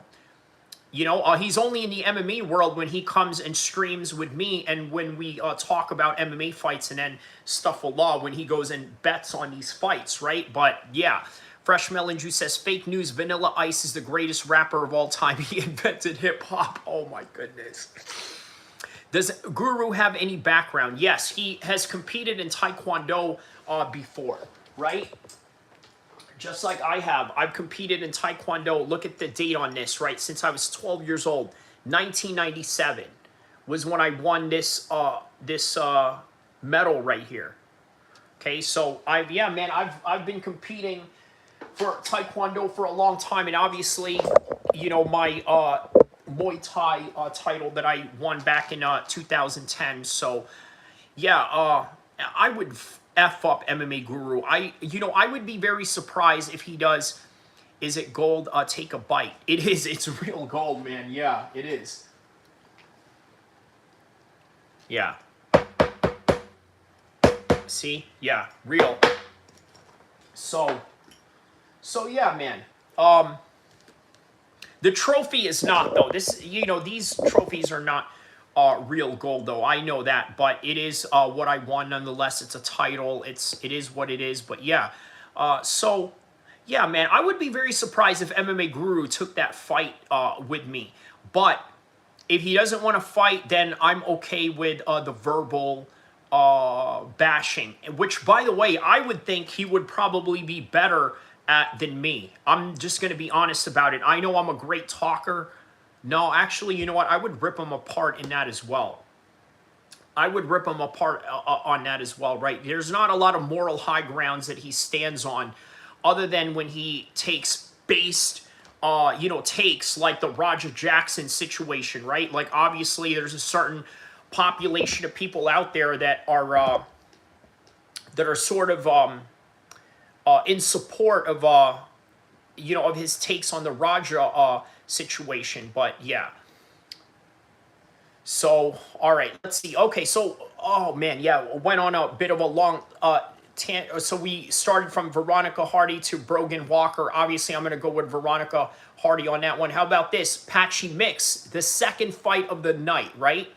This is great. He's taking on Jacob Wilczeks. Oh, the question that he had there, Jake Paul versus Mariusz. I'm not sure. Oh, are you talking about Mariusz Pudzianowski? Yeah, I'm going to go with Jake Paul on that one. I don't think that he could box Not even in MMA, I think Jake could probably take Mariusz Pudzianowski. So yeah, Patchy Mix versus Jakub Wilkes. I think. Oh, Jakub Wilkes is he is a former KSW bantamweight champion. Interesting. Okay, so we got a former Bellator champion taking on a former KSW champion in the second fight of that night. I'm going to go with Patchy Mix, right? Yeah, he lost the first fight. A lot of these Bellator guys coming in, they lose the first fight. It is what it is. But yeah, I'm going to go with Patchy Mix on that one. Macy Chezon taking on Yana Santos. I'm going to go with Yana Santos. Obviously, it's Yana Kunitskaya. That is the Russian fighter that is married to the former light heavyweight contender, Thiago Santos. I'm going to go with her. I think that, yeah, I think that if you're a female fighter, it helps when your husband is a fighter as well, because I think that it does give you an advantage of extra training, right? Look, what trainers don't do when they don't live with you is they don't see your habits at home, right? Like what you eat, all of this and that. She lives with fighters, and her husband is a fighter, so I think that'll do some wonders on her. Plus, I don't really rate Chizon too high. She's coming off of a loss against Caitlin Vieira, so yeah, I'm gonna go with Yana Kunitskaya on that one. She is coming off of a win over Miesha Tate. How about that, right? She had a 3-fight losing streak for a minute there against Irina Aldana, Holly Holmes, no shame in that. And then Carol Rosa, no shame in that. But then had a win over Chelsea Chandler and Miesha Tate back in May. So, yeah, I'm going to go with Santos on that one. Oh, okay. Pork Chop says, do you think Kimbo would have lost to Jake Paul in boxing? Off the top, man, listen, not even close. I think Jake Paul would have battered him badly, right? Jake Paul, look, at some point, we got to respect Jake Paul's boxing, and if we're talking about the Jake Paul that we know right now, yeah, he would absolutely batter Kimbo, no doubt about it. Hilo says, please stop talking about Jake Paul. He is irrelevant. I don't know if he's irrelevant. You know what? Here's the thing, right? You don't gotta like what Jake does in his boxing career, but you have to respect what he does as a promoter, because he's giving a different avenue of boxing promotions out there. You got Queensberry with Frank Warren. You got Matchroom Boxing with Eddie Hearn. And then you got other British people as well, Callie Sanders and Ben Shalom with Boxer. Right, that's a whole different entity right there. And that's just the UK alone. Then you got Golden Boy with Oscar De La Hoya and Bernard Hopkins. By the way, shout out to Bernard Hopkins. I mentioned him in that Canelo video, by the way, referencing his fight with Joe Calzaghe, where he says, man, I never let a white boy beat me. And then next thing you know, the white boy beats him. You know, so yeah. All right, so... yeah, but real interesting stuff. You guys got to check that video out right after this. So, yeah, he looks like an Epstein type of guy. Who does? Hate Love says, Hilo, hi. No way I miss Kyrie talk about Jake. Gonna watch the live when it's uploaded. Yeah, for sure. Salam, I'm back. Oh, okay, so he's back. Okay. Yeah, we were just talking about who he would win and who would win between them and this and that. I don't think it's scripted, probably. Dingleberry with Dana White. So you guys know, I'm friends with Jake Paul's nutritionist, Eric Trilogy, right? There's this white boy online on Facebook that is harassing him, saying that, like, oh, you know what? I think the fights are fake. So now he's calling him out on a fade, and then, you know, we're trying to set up these guys to have like a little gym fight or this and that, but this other guy doesn't want to do it. He says that he has MMA experience, but now he wants to get back into it, and then he wants to fight Eric when Eric shows up in Atlanta, which I believe is the site of where Gervonta Davis and Jake Paul are going to fight at. So, yeah. He looks like an Epstein type of guy. Who's an Epstein type of guy? Dingleberry with Dana White. Hate love. You do, I guess. Okay. You do, I guess. Okay. I don't know what you guys mean by that. But okay, so my last pick, yeah, Yana Santos. I'm going to go with that. How about Farid Basharat versus Chris Gutierrez? I'm going to go with Farid Basharat on that one. Edmund Shabazian versus Andre Muniz. Ooh, I'm going to have to go with my Armenian brother on that one. Edmund Shabazian, the former training partner of Ronda Rousey. I'm going to go with him on that one. Atiba Gutierrez versus Usman Diaz. I'm going to go with Gutierrez on that one. Abuspian Magomedov taking on Joe Pfeiffer. So you guys know I made a video on Joe Pfeiffer. Man, a lot of people were mad about this video that I made about Joe Pfeiffer. I said that Joe Pfeiffer has no right to be homeless and white in America. Okay, because I think that if you grew up in a certain demographics, I think that you just grew up with certain privileges. And so people attack me for that one. Of course, do I believe any of that?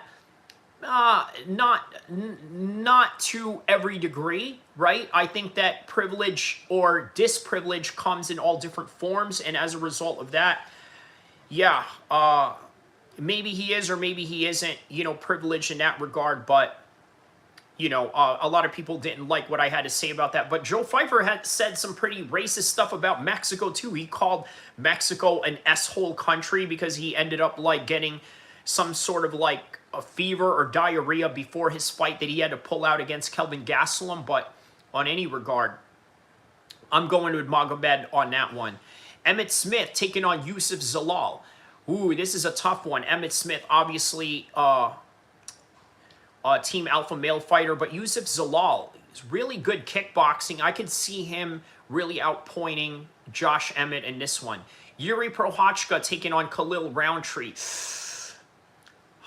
I might have to go with Khalil Roundtree on this one, right? Like, I think the type of Muay Thai that he has is really perfect for the kind of style that Jerry has going on. Very bombastic, very sporadic, unpredictable. But Khalil Roundtree, you know, he's got very good guard, you know, keeps his, you know, toes bouncing kind of like in a very Muay Thai stance, which I think can really offset the rhythm that Jerry has going on. Merab versus Sanhagen, I'm going with Merab. And Ankalaev versus Alex Pereira, I'm going with Magomed on that one all day. So, Hilo says, all I'm saying is that Mike fight looked scripted. Is it scripted or is it that Jake Paul does not want to hurt his uncle? Right? Like, you understand what I'm saying, right? Like, have you guys ever sparred an older male family member of yours?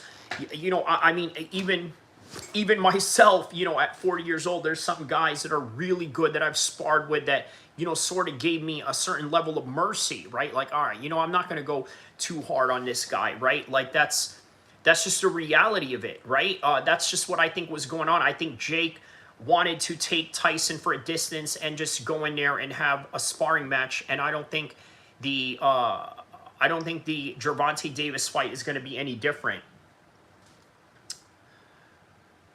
If you fight a 60-year-old man who can't walk, you are fighting fixed fights.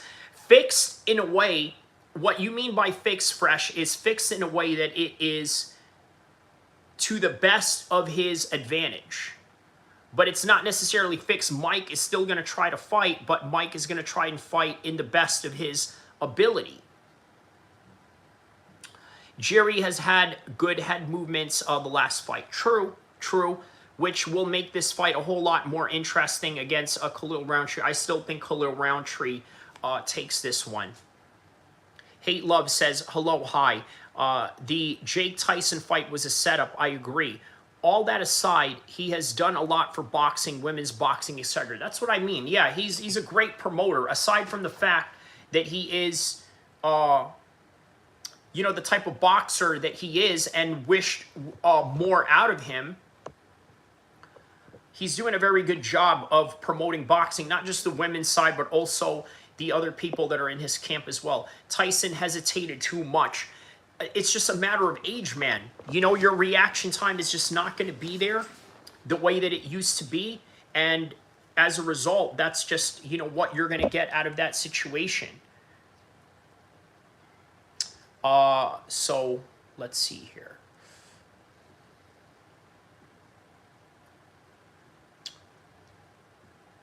So, okay, so that's UFC 320 right there. UFC Oliveira versus Fiziev is on. Wow, okay, so now they're really taking these fights out in the road. Ooh, how about this? Walter Walker taking on Muhammad Usman. Two well-known brothers in, you know, in the MMA world. Obviously, the brother of Kamaru Usman, and then Walter Walker, the brother of the recent victory of Johnny Walker. Charles Oliveira versus Rafael Fiziev. I'm going Rafael Fiziev on that one. Now, here's a good fight that I like right here. Bantamweight, Davison Figueiredo taking on Montel Jackson. I like this fight. I like this fight a lot. The reason why I like this fight a lot, Montel Jackson is a huge 135er, right? Davison has moved up to bantamweight. I think this is on the advantage of Montel Jackson. It's not cool. Khabib or Conor? I'm going to go with Khabib. That's not what I am talking about. Okay, well, when you mean hesitant, like purposely, you mean. Like he purposely hesitated, I guess is what you're hinting towards.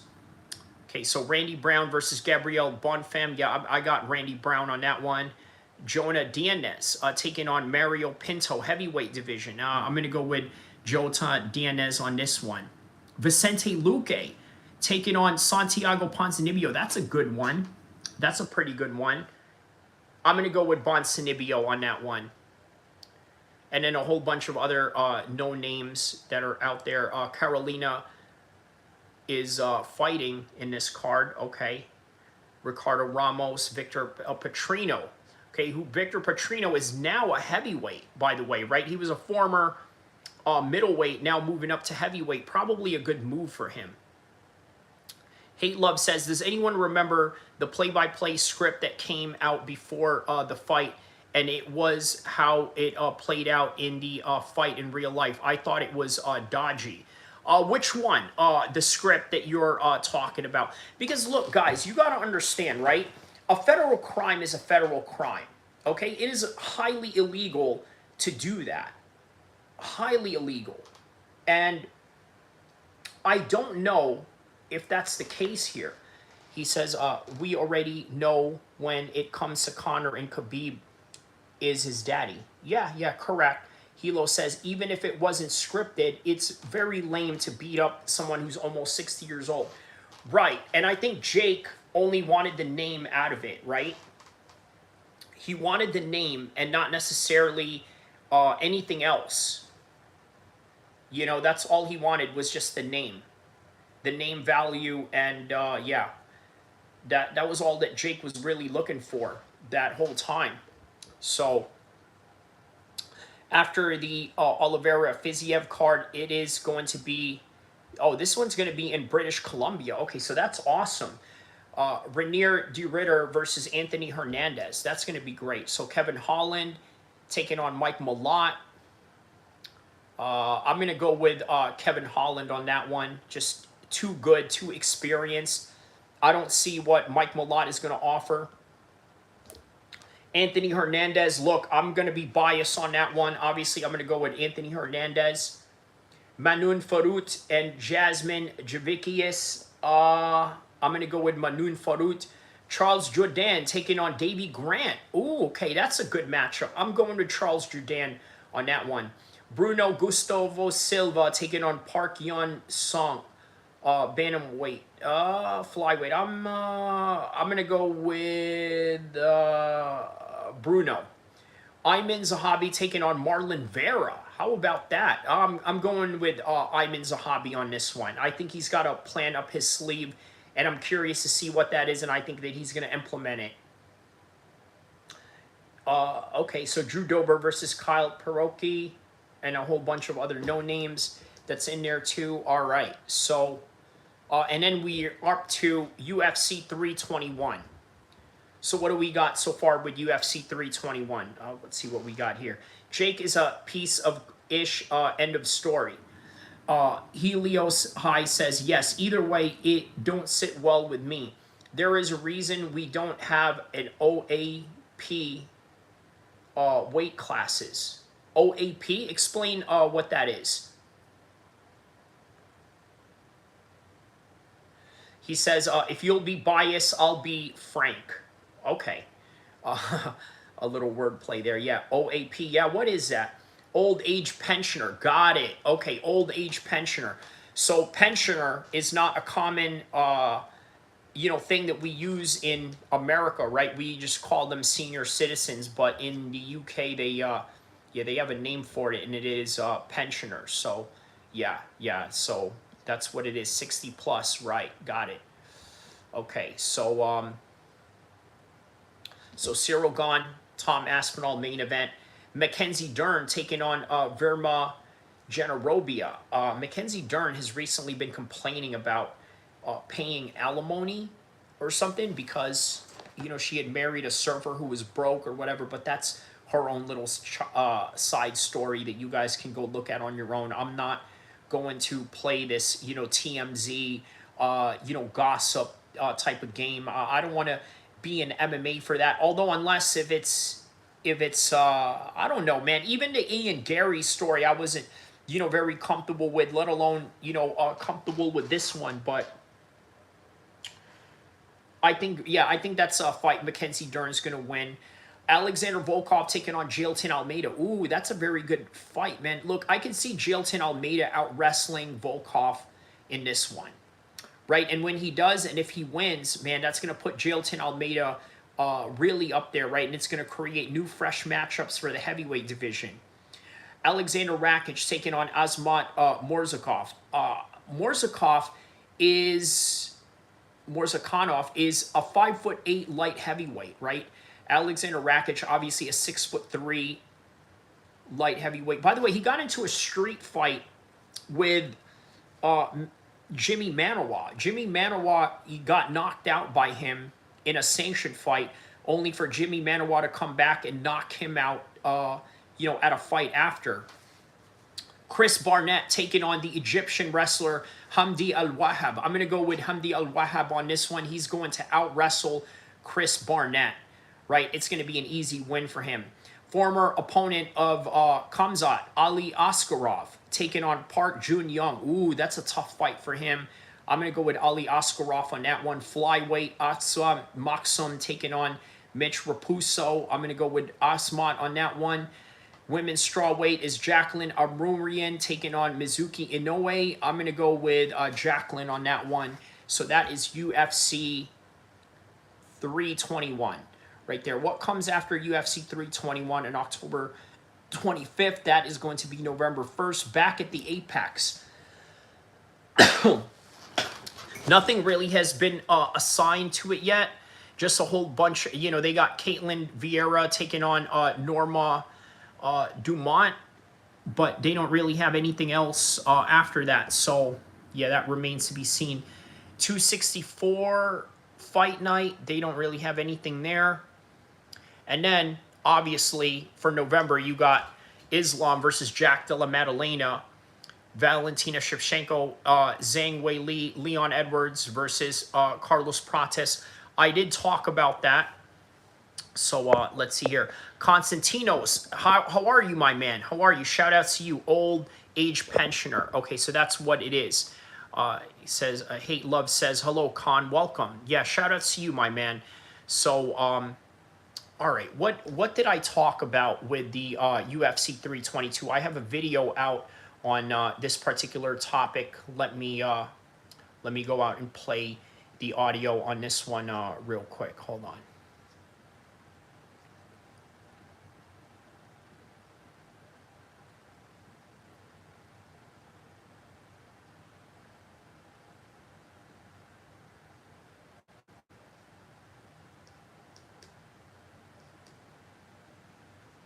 Okay, here we go. 9 days ago, I made this video. So let's see. Zhang is probably winning in a dominant fashion. Zhang, are you talking about Weili Zhang against Valentina Shevchenko? Which Zhang are you talking about? Let me know. We are watching but are we sure that all of the mayor Donald Trump, because this is not going to end well. All right, let's see here. And then right after this, we'll get to the political stuff, okay, on the bonus stream. 170. Back de la Madalena. Of course, Khabib had mentioned this previously, in which he had said, guys, I'm not supposed to say this, but this is not my problem. This is UFC problem. Islam Makhachev gonna fight Jack